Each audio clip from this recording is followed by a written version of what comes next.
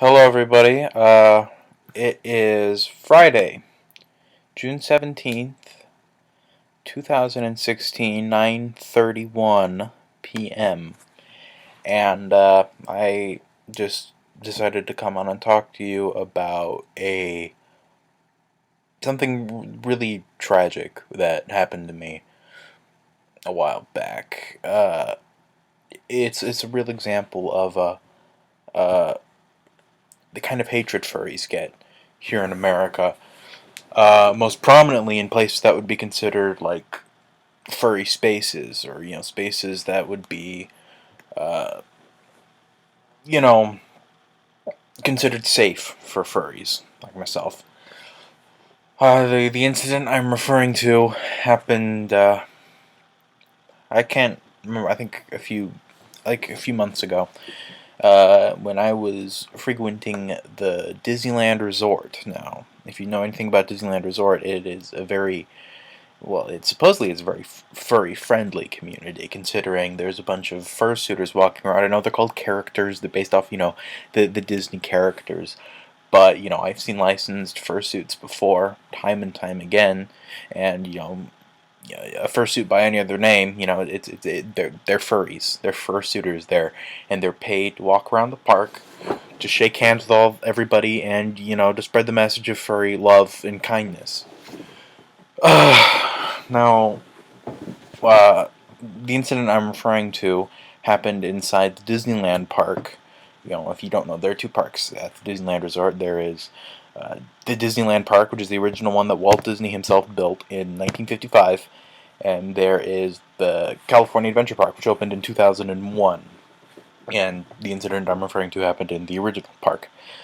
It was on Main Street, USA, which, once you go into Disneyland directly, uh, it's the first place you see. It's decorated like a turn-of-the-century town based off Marceline, Missouri, which is the town where Walt Disney grew up in. It's very meticulous, from what I understand. A very accurate reproduction of the town, of course. The castle's at the end. Obviously, that wasn't there. But, and around the beginning, there's this sort of, the entrance right after you get out of the train station and head through the gates. There is like a flag in a garden there, which is where Walt Disney gave his speech, his famous opening day speech. Welcome to this happy place. Welcome. There's a little plaque there commemorating it. And around this little garden and this flagpole are fursuiters. I'm going to call them fursuiters. I'm not afraid to use that term, unlike Disney. I'm not afraid to say fursuiters. I get it's not politically correct, but I'm not afraid to say it. Fursuiters. There are fursuiters there, waiting to meet, sign autographs, and take pictures with all the children. And you know, I think that's great, honestly.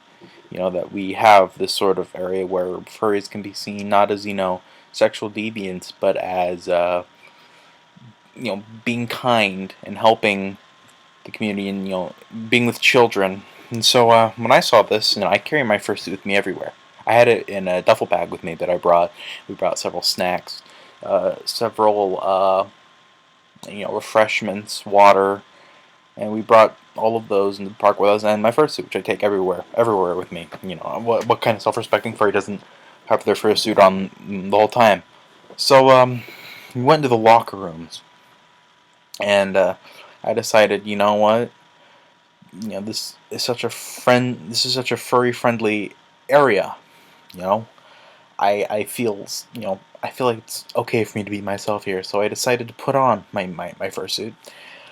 Um, I went into the bathroom, with my duffel bag. I put on my fursuit, and I went out, and immediately, people started taking note, and I thought, so some children, I think, believed I was some kind of character, and uh, that's when security descended upon me. Now, I don't know, I'm just gonna say this about Disneyland. Orwellian. It is a police state, or a police park, whatever the hell you want to call it. It is freaking Orwellian. They're always watching. There's security cameras everywhere. There are security guards. There's security guards hidden, like dressed as park members, waiting to catch like shoplifters or I guess people dressing up in fursuits because that's fucking crime. Pardon my French, but this is very. It's difficult for me to confess on camera, and it honestly is probably it's difficult. All right, for me to. This is the first time I've talked to this with anyone other than Anaheim State Police and Disneyland Security and my lawyers. But so within minutes, I was descended upon by uh, a team, like a squad of say 5 or 6 Disneyland Park security. I was descended upon by them, and I was humiliated in public. I was told to remove my my fur, my mask, my helmet, and you don't ask a fursuiter to do that. You do not ask a furry to remove the helmet of their fursuit. That is like like a luchador removing the mask of a luchador. That's like the greatest shame that luchador can endure, and this is the greatest shame that I can endure. It's what gives them the right? What gives Mickey Mouse and Pluto, fucking Goofy, out on the main street? I don't know what you'd call it, the entrance area. What gives them the right to prance around in their fursuit and talk to all the children and have a sort of this openness with the guests and sign autographs, take little photographs, selfie with Mickey. Why not selfie with Mikey? I don't. It's the hypocrisy of the Walt Disney Corporation that they allow this, but independent fursuiters, it's we're just and I think this goes to show that there is no place in this country where fursuiters can feel safe. I have never felt safe going outside of my fursuit. I haven't. And there's so many haters out there. So many trolls and haters and my DeviantArt page. There's a lot of people who have very unkind words to say about me, and all these Facebook groups, which, they just attract this hatred. There is no place in the world. There's no place on the internet. There is no place outside where I feel safe, where I feel that I am properly allowed to be a furry. But continuing the story, I was it drew quite a crowd, as you would imagine. Seeing something like this take place. I think anytime someone gets accosted, it definitely draws your attention. And so there were dozens of people surrounding me as I was led to like this backstage into this sort of confinement area before the police could arrive and take me into custody because I was being charged with a felony. I don't remember the name of the crime.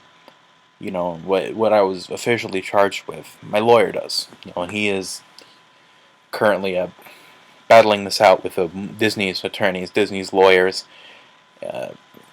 God bless him, because he is standing up for he is the MLK. I think I'm the MLK of furries too. We're gonna protest this peacefully and say that we're not gonna be put upon anymore by these big corporations and these big companies and just society in general who's so against us. They hate us. They hate furries. And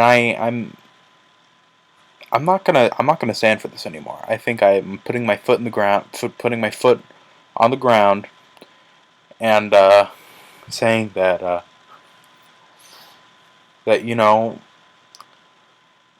we are furries. Furdom does not have to stand for this. We don't have to stand for these injustices. We don't have to stand for this intolerance. We don't have to stand for this hatred. You know, I should be allowed to dress up like my persona, uh, Scuzzy Tail Blue Fox.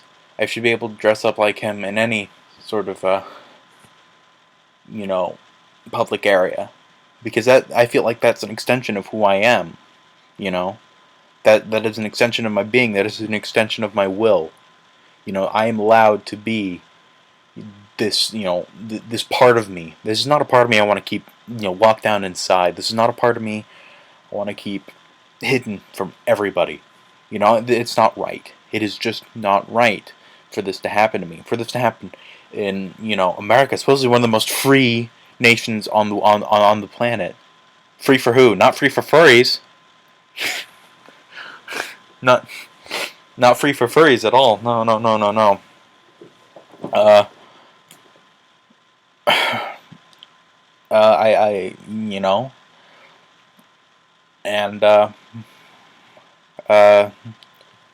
Bernie Sanders for president, 2016. He's gonna fix this. Thank you.